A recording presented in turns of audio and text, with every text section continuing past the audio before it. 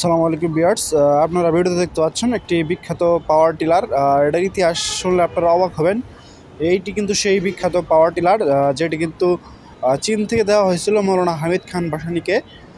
চীনের রাষ্ট্রপ্রধান মাত্র সেতুং কিন্তু মৌলানা হামিদ খান ভাসানীকে 1967 খ্রিস্টাব্দে কিন্তু এই ঐতিহাসিক ট্রাক্টরটি কিন্তু তাকে দিয়েছিল।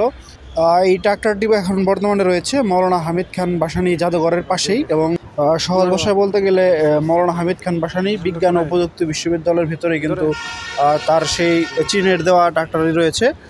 আপনারা আসলে এখানে দেখতে পাবেন মাজার সংলগ্ন এবং মৌলানা হামিদ খান ভাসানী জাদুঘর এবং মৌলানা হামিদ খান ভাসানীর স্মৃতি, এবং এখানে মৌলানা হামিদ খান ভাসানী রিসার্চ সেন্টার কিন্তু দেখতে পাচ্ছেন আপনারা। ট্রাক্টরটি কিন্তু এখন আর ভালো নেই, প্রায় নষ্ট হয়ে গেছে দেখতে পাচ্ছেন আপনারা।